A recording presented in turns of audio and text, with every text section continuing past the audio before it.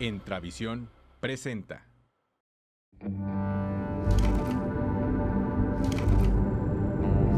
A varias millas de Santa Fe, donde el desierto se extiende y el viento es el único testigo, hay una tierra que guarda secretos. Secretos que durante décadas permanecieron enterrados bajo la arena. Esto que está a punto de ver no es solo la historia de un hombre. Es la historia de un silencio y de quienes se atrevieron a romper. Esto es Rancho Zorro, tierra de silencio. Un día como hoy, pero de 2019, fue arrestado por última vez el depredador sexual Jeffrey Epstein. Esto justo un mes antes de que fuera encontrado muerto en su celda. ¿Qué tal? Soy Víctor Acosta. Yo soy Viri Solano. A 7 años de su muerte todavía hay muchas preguntas sin respuesta, pero todas apuntan a un mismo lugar, el Rancho Zorro, la propiedad más extensa de Epstein aquí en Nuevo México. Pero para entender exactamente qué ocurrió en este rancho, tenemos que retroceder hasta el principio, cuando Epstein comenzó a tejer esa fachada que le permitió operar en la impunidad durante décadas. Una fachada de empresario exitoso, una persona que tenía contacto con los líderes políticos y famosos más destacados del ámbito social, una imagen casi perfecta, pero detrás de ella un patrón de abuso. Es Alexandra Callender quien nos cuenta. Jeffrey Epstein fue un hombre con distintas impresiones y amistades altamente poderosas. Algunos lo veían como amigo, socio, genio o millonario. Pero otras, en un trance de las sombras de sus abusos, vieron una parte de él que por mucho tiempo permaneció escondida. Las denuncias comenzaron hace más de 3 décadas. En ese entonces, Epstein presuntamente incitaba a mujeres y menores de edad a interactuar en actos sexuales con él y sus amistades a cambio por dinero. Una de las maneras más mencionadas a través de los testimonios y documentos eran los masajes corporales. Pero Epstein no trabajaba solo. Su cómplice y pareja sentimental, Ghislaine Maxwell, servía como el humo y los espejos al presentarse elegantemente ante niñas y mujeres. Literalmente conducía por los alrededores de las escuelas y reclutaba a chicas de secundaria para abusar de ellas. Abusos que pocas víctimas han hecho públicos. Una de las valientes fue Virginia Giuffre, quien alzó la voz como un trueno que provocó una lluvia de gritos de otras víctimas. De acuerdo a un testimonio de Giuffre, ella se encontraba trabajando en el club privado Mar-a-Lago en Florida, lugar donde primero interactuó con Maxwell en una conversación sobre el sueño de Giuffre, ser masajista. Lo que ella no sabía es que ese mismo sueño se transformaría en su peor pesadilla. Los documentos judiciales del testimonio indican que Maxwell procedió a decirle que ella conocía a un hombre que buscaba un masajista, y si pasaba una entrevista inicial tendría la oportunidad de ganar dinero y viajar. El hombre era Jeffrey Epstein. Se vieron envueltas en este mundo de riqueza, prestigio y viajes internacionales. Tras intercambiar información, la víctima se presentó en la residencia donde Maxwell la recibió. Cerró no solo la puerta detrás, sino que cambió también su destino. Y luego repentinamente se encontraron en el centro de ser física y violentamente sexualmente abusadas. La joven de 16 años fue abusada sexualmente por Epstein y formó parte del patrón de sus víctimas. Cuando se trata de una víctima de este tipo de delito, específicamente cuando hablamos de trata con fines de explotación sexual, estamos hablando de múltiples violaciones al día. Eso es literalmente lo que implica. At any of Jeffrey Epstein's homes, were you present when a female under the age of 18 was there to give Jeffrey Epstein a massage? Check to inform the foundation. So, as I said, when I was present... No, it's a yes or no question.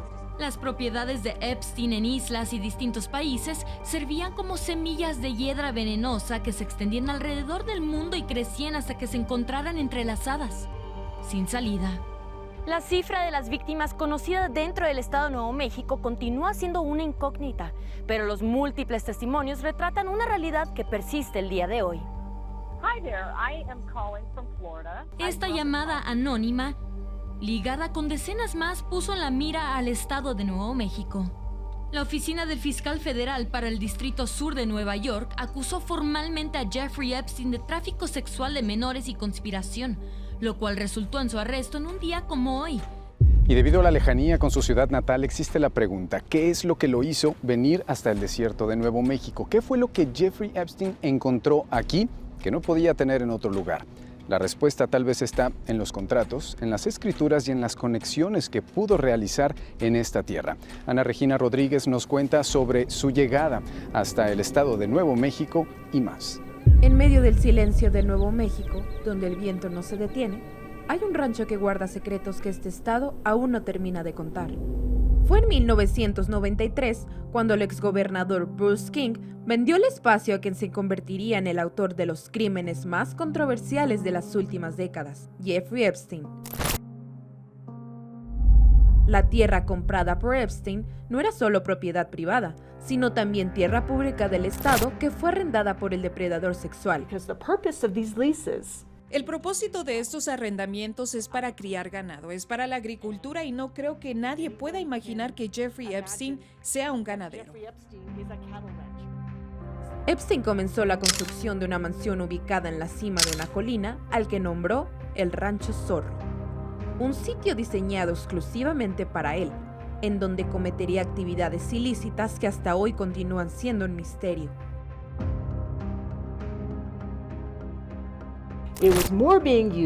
Se usaba más como una barrera para proteger la actividad que se desarrollaba allí. Podían mantener a la gente alejada del rancho al arrendar esta tierra estatal. Así también, construyó una pista de aterrizaje para su jet privado, el famoso Lolita Express. Correos electrónicos del Departamento de Justicia confirman la relación de Epstein con el exgobernador de Nuevo México, Bill Richardson, quien sostuvo reuniones en el rancho.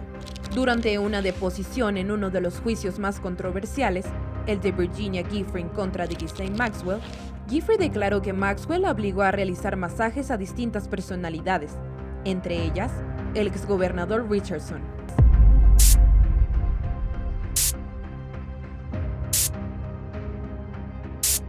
Justo a las afueras del rancho permanecen flores, cruces y nombres. Nombres como el de Annie y Marie Farmer, cuyas acusaciones fueron ignoradas por las autoridades en 1996, tras reportar abusos sexuales cometidos en estas mismas tierras. A pesar del reporte de las hermanas Farmer y de acusaciones fuera de Nuevo México, Epstein permaneció inmune.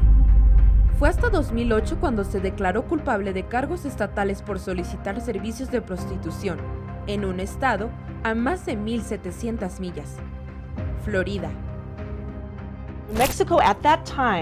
En ese momento, Nuevo México no tenía reciprocidad para el registro de delincuentes sexuales. Ahora sí la tenemos. Cambiamos la ley después de que todo esto sucediera. Así que si hubiéramos tenido eso, lo sabríamos. Habríamos podido mirar y decir, esta persona está registrada en otro estado y sabemos que está haciendo negocios aquí. Deberíamos detenerlo. Debido a esta protección, Epstein operó libremente en la Tierra del Encanto. En 2018, año en el que las denuncias contra Epstein se volvieron más mediáticas, la comisionada de Tierras Públicas de Nuevo México, Stephanie García Richard, decidió cancelar los arrendamientos del estado. Queríamos hacer una declaración contundente sobre la cancelación de ese contrato de arrendamiento, así que tomamos esta copia del contrato y la rompimos en televisión. Según los documentos oficiales, el 25 de noviembre de 2019, un correo fue enviado al empresario y político Eddie Aragón. Este incluía 7 videos sexuales presuntamente pertenecientes a Jeffrey Epstein. En dicho correo, también se indicaba que 2 jóvenes habían sido quemadas por órdenes de Epstein y Maxwell, tras morir por estrangulación durante un acto sexual. El contenido del correo presuntamente venía de un miembro del equipo que trabajaba en el rancho. We don't know what's there. We don't know if this allegation has any merit. We should go look.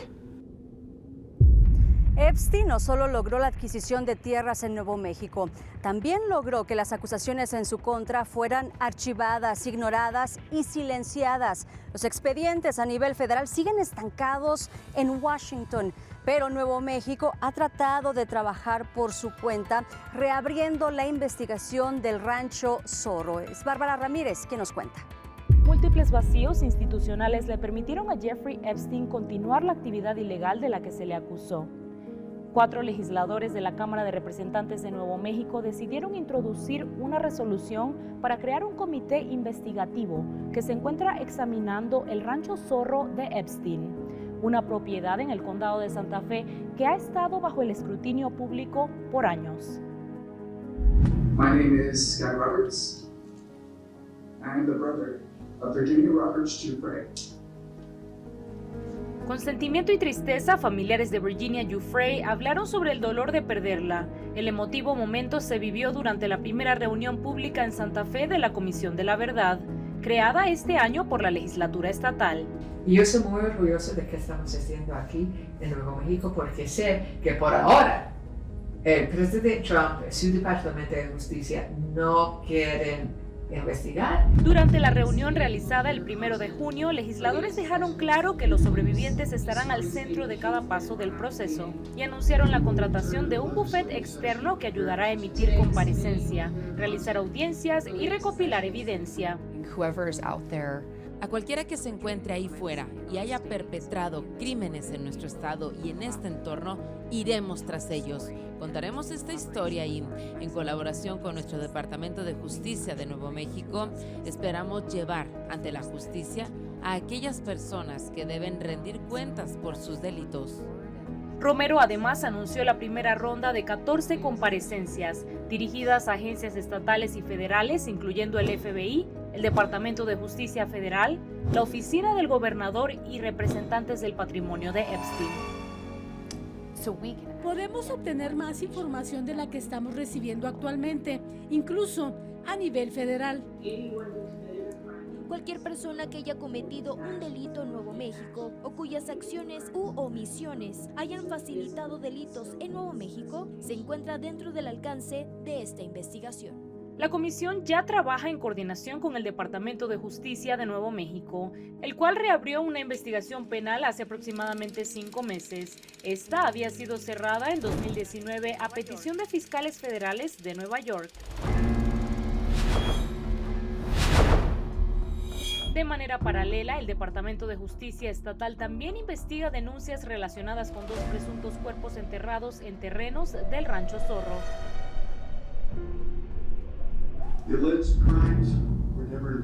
Los presuntos delitos nunca fueron investigados ni procesados en el Estado de Nuevo México.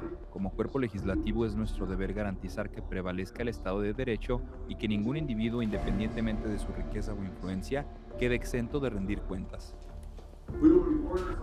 Y si bien la investigación exhaustiva podría tomar años, uno de los objetivos del comité es la transparencia, algo que consideran ha faltado a nivel federal y garantizan no ocurrirá bajo la ley estatal. Los legisladores que están encabezando esta investigación aseguran que su objetivo es encontrar vacíos en la ley y poder hacer soluciones concretas. Sin embargo, hay muchos que se preguntan, ¿por qué tuvo que ser un comité estatal el que llegara hasta aquí y no las autoridades federales? Gabriel Guzmán nos amplía. Durante años, Jeffrey Epstein visitó frecuentemente el Rancho Zorro, una propiedad que ha causado un daño irreversible. Pero surge la pregunta, ¿cómo es posible que durante años los actos de este depredador sexual pasaran desapercibidos? Años de investigaciones, documentos judiciales y reclamos de las víctimas han puesto a Nuevo México en el centro de una de las historias más controversiales relacionadas con Jeffrey Epstein. Durante casi 3 décadas, el financiero mantuvo vínculos con el Rancho Zorro, una propiedad que hoy continúa siendo objeto de escrutinio. There was a tip of dead bodies that came in 2019 to the federal government, and they never shared that with my office. Una pista sobre la ubicación de varios cuerpos en territorio nuevo mexicano impulsó al exfiscal del estado, Héctor Valderas, a cuestionar el caso más polémico de abuso sexual. Durante su término, desde el 2015 hasta el 2023, trabajó de cerca en los asuntos relacionados con Jeffrey Epstein y el Rancho Zorro. Según Valderas, durante la investigación del caso fue testigo de deficiencias en la comunicación. Hasta hoy en día no han explicado por qué nunca confiscaron el Rancho Zorro. Además de una falta de transparencia entre las autoridades involucradas. Yo creo que teníamos suficiente evidencia para comprobar que habían sucedido actos malos, y era apropiado confiscar el rancho por las autoridades federales. La presunta negligencia no se limita al Departamento de Justicia y al FBI. Documentos relacionados con el caso también revelan fallas de coordinación entre autoridades locales y estatales. Hemos encontrado que hubo reportes anónimos que llegaron a la policía estatal y posiblemente a la oficina del alguacil. Debido a que los abusos ocurrieron en varios estados, el Departamento de Justicia tomó posesión del caso. En 2019, Valderas fue ordenado a entregar toda la documentación e información que había recopilado. Millones de documentos, ahora públicos, apuntan que Jeffrey Epstein no actuó solo en el Rancho Zorro. La identidad de presuntos involucrados permanece oculta en gran parte de los documentos, algo que dificulta esclarecer completamente lo que ocurrió en la propiedad. Me preocupa mucho que el Departamento de Justicia hasta hoy en día no ha confirmado que hay una investigación activa sobre co-conspiradores. Correos electrónicos intercambiados entre Valderas, el Departamento de Justicia, el FBI y el Distrito Sur de Nueva York revelan cuestionamientos e inquietudes sobre el curso de la investigación, correos a los que nunca se les dio seguimiento.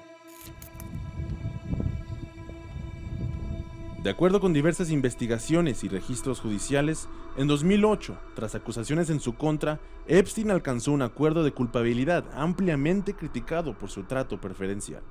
El contenido de este expediente permaneció oculto durante años.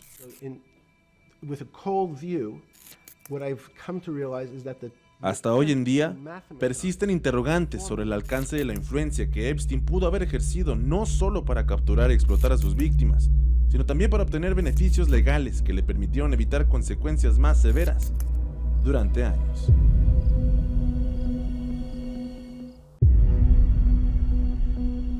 El daño que Jeffrey Epstein causó no solo se mide en expedientes y sentencias, sino en aquellas mujeres que sobrevivieron a estos abusos y que poco a poco están alzando la voz tras un sistema que las ha ignorado. Ellas aún siguen pidiendo justicia y que sus historias sean escuchadas. Hoy Víctor Acosta analiza el impacto psicológico hacia las víctimas. El costo emocional para quien sufre un abuso de esta magnitud se extiende mucho más allá de la vivencia. Para entender los estragos postraumáticos, hay que partir desde los rasgos psicológicos que un depredador identifica en sus potenciales presas. El depredador, ¿qué ve en la víctima? Ve esa inseguridad, ve ese abandono, ve esa falta de comunicación que tiene con sus padres, y entonces la ve posible víctima. La puede seducir porque sabe que a esa niña le falta cariño, le falta atención. Pero el fin del sometimiento es solo la antesala a otro doloroso camino, uno que impacta su vida y decisiones de manera indefinida, exponiéndola a excesos o autodaño. Hay una disociación con su cuerpo, es otro de los daños. Tiene una desconexión con el cuerpo, de ahí que pueden caer en adicciones de sustancias químicas o de alimentación. El costo psicológico también puede impedir que las víctimas experimenten una relación de pareja saludable. También hay un daño en lo que viene siendo la sexualidad, y se puede volver o promiscua o se puede volver completamente distante a sentir placer en una relación. Es decir, va a tener una desconexión o va a tener una compulsión hacia la sexualidad. Pero quizá una de las revictimizaciones más crueles es el estigma social. Cuestionamientos sobre no haber pedido ayuda, denunciar o el por qué permaneció. La experta recalca que la respuesta también radica en el perfil psicológico.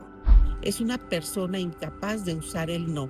Es una persona incapaz de defenderse. Siente que no tiene derecho a reclamar, incluso llega a sentirse culpable. La niña, cuando no le cree, asume una culpa y una vergüenza con la que vive toda su vida. En un caso como el de Epstein, explica la especialista, la justicia penal es solo un paso. También exige conciencia pública, empatía a las víctimas y respeto a su proceso emocional.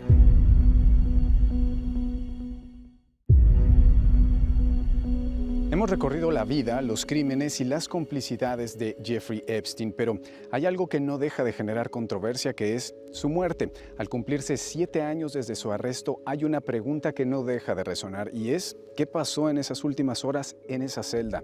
Vamos con Viri Solano, nos preparó una recapitulación desde el momento de su detención hasta su muerte.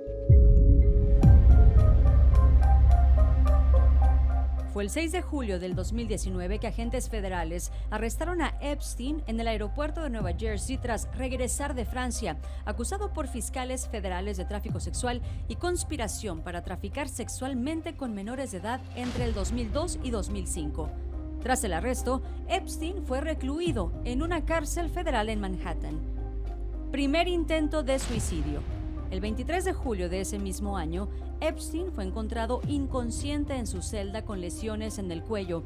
Recibió atención médica para luego ser colocado temporalmente bajo vigilancia especial para prevenir suicidios. El 29 de julio, el psicólogo de la cárcel aprobó removerlo de vigilancia de prevención de suicidios. Pero el final de Epstein se acercaba. Tan solo 12 días después, durante la madrugada del 10 de agosto, Epstein fue encontrado nuevamente inconsciente en su celda del Centro Correccional Metropolitano. Noticias Nuevo México obtuvo videos y documentos por parte del Departamento de Justicia y el Buró Federal de Investigación, en los cuales se puede apreciar la grabación de las últimas 8 horas de la puerta de la celda donde estaba recluido Epstein. En las imágenes se observa cómo a las 10:39 de la noche con 41 segundos del 9 de agosto, Epstein es acompañado y encerrado en su celda y hasta las 6:30 con 23 segundos de la mañana del 10 de agosto, nadie ingresó a la celda. 6:33 de la mañana, los oficiales a cargo realizaron resucitación cardiopulmonar en Epstein sin respuesta. Para las 6:35 de la mañana, los agentes que estaban vigilando la celda dijeron que habían fallado en los recorridos y que no hicieron sus rondines como deberían. 6:43 de la mañana, Epstein fue llevado al área médica donde no le pudieron encontrar pulso. 7:10 de la mañana fue transferido al hospital Beekman. Los intentos de reanimación no tuvieron éxito y fue declarado muerto de forma oficial a las 7:36 minutos a los 66 años de edad. El 11 de agosto, los resultados de la autopsia confirmaron que la causa de muerte fue por estrangulamiento a sí mismo, tras haberse colgado con una de las piezas del uniforme de recluso. El reporte forense revela imágenes de las condiciones en las que vivía Epstein tras su encarcelamiento. Fracturas del lado izquierdo y derecho superior de la tiroides arrojaron que se trataba de suicidio. En su celda fue localizada una nota en la que menciona: "Ellos me investigaron y no encontraron nada. Es un gusto poder elegir cuándo es tiempo de decir adiós".